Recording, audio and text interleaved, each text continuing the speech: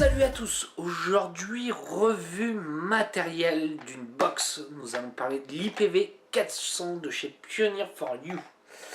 Alors, comme d'habitude, on va aller voir en gros plan, on va aller voir un peu le look de la box, puisqu'on voit quand même qu'elle a plutôt bien changé.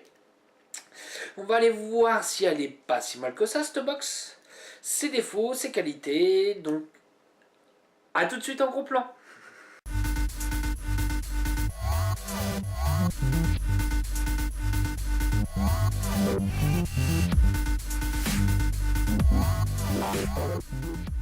Donc nous voilà en gros plan, donc on va faire un petit peu le tour de la boîte, donc IPv400, la marque. Donc elle existe en trois couleurs, la bleue, la black et la purple. On va les voir un peu derrière, donc IPv400, caution, machin, hop, le classique. Et on va aller voir ça tout de suite. Donc j'ouvre la boîte, donc on a une petite notice qui est, elle, comme d'habitude en anglais, mais on va pouvoir comprendre quelques petites choses. Donc à fait de 1 ampère à 45 ampères maximum, high voltage de 1 volt à 7 volts.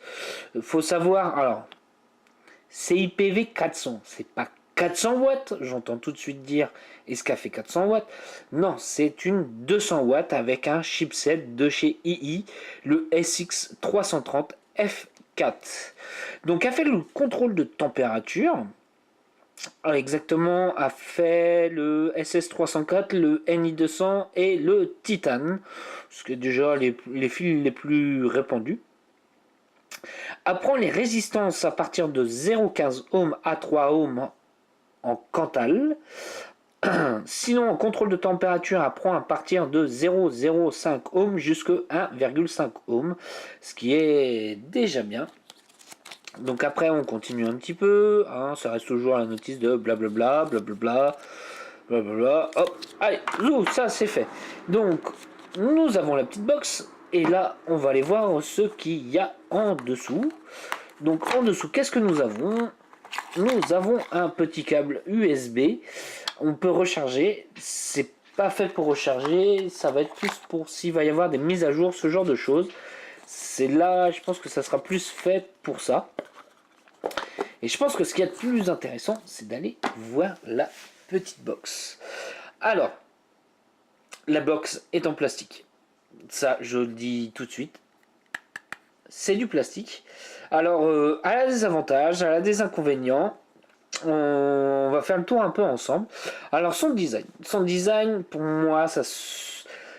Pioneer for You a tout changé. Hein, ça n'a plus rien à voir par rapport à l'IPv5 et à l'IPv4.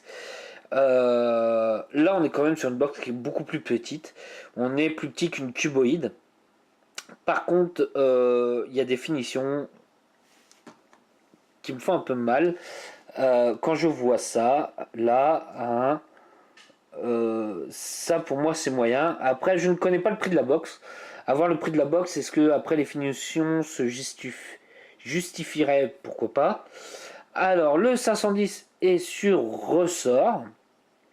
Par contre, ils ont une super bonne idée, c'est qu'ils ont foutu le 510 au milieu. Pourquoi je dis que c'est une bonne idée? Ils te l'auraient foutu là, juste là, sur le côté. Le problème, c'est que tu mets un NATO en 24, bah t'es pas flush, ça dépasse. Là, l'avantage, c'est que si on met par exemple un petit Goon, qui est un NATO en 24 mm, hop, voilà, et bah on ne dépasse pas. Par exemple, un Kennedy 25, ça pourra aller sans problème. Sans problème. Alors, on va aller voir un petit peu la trappe à accu. Plastique encore. Attention à la trappe. Pour moi, je dirais franchement, attention à la trappe. Ça risque de casser assez facilement. Les accus sont en série, hein, un plus, un moins de chaque côté. Et là, on va aller voir un petit peu comment on fait la mise en route de la box. Donc, on va cliquer 5 fois assez rapidement. 1, 2, 3, 4, 5. Et là, on a Pioneer qui s'affiche. IPv400. Et après, on appuie sur écran. Donc là, je me suis mis en watts. Je ferai pas une description du chipset II350, SX350. Il y en a qui le font beaucoup mieux que moi. Ça reste un chipset qui est pas si mal que ça. Euh, Après, si on aime ou on n'aime pas II, voilà. Moi, je sais que ça me dérange pas, mais j'ai une tendance pour le DNA 200, honnêtement. Donc, alors, pour le menu, pour accéder au menu, nous allons cliquer 3 fois rapidement sur le switch. 1, 2, 3. 1, 2, 3. 1, 2, 3, 4, 5. Donc, c'est bien 5 fois et non 3 fois. Je me suis encore gouré. Donc, system off. Donc, si on appuie sur une des deux, ça permet d'éteindre la box. Power mode, oui, puisque nous sommes en watts. La version, donc, nous sommes sur un II SX330. C'est bien ce que je disais. Hop, exit, c'est pour sortir du menu. Donc, en se mettant sur power, donc, hop, joule ou power. Joule, c'est pour le contrôle de température. Donc voilà, hop, version, exit, et voilà, tout simplement. Alors, j'ai essayé le contrôle de température avec du fil. Ça fonctionne plutôt pas mal. Euh, il a plutôt un beau contrôle de température dans l'ensemble. Donc ici nous avons la prise. Moi je trouve ça dommage qu'il ne l'ait pas mis ici à ce niveau là. Bon après je pense que ça doit être au niveau du câblage de la box. Je pense que c'est à cause de ça. Allez, on se revoit en plan large pour voir un peu les défauts et les avantages. Donc nous revoilà. Alors qu'est-ce que je pense un peu de cette box là? C'est une box je t'aime moi non plus. C'est-à-dire que je l'aime bien, j'aime bien son look. Même si pour moi ça représente... Enfin ça copie énormément la Fouchet de chez Sigili. Enfin, bref, vous savez très bien. Dommage qu'elle soit entièrement en plastique. Par contre, moi j'aime beaucoup ses avantages. Elle est vraiment compacte, elle prend vraiment pas beaucoup de place.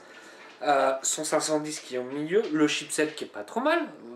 On est sur un, je vais me répéter encore, un SX330, mais qui est plutôt un bon chipset.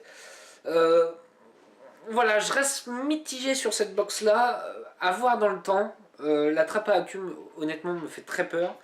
Je pense qu'il va y avoir beaucoup de retours SAV sur ça.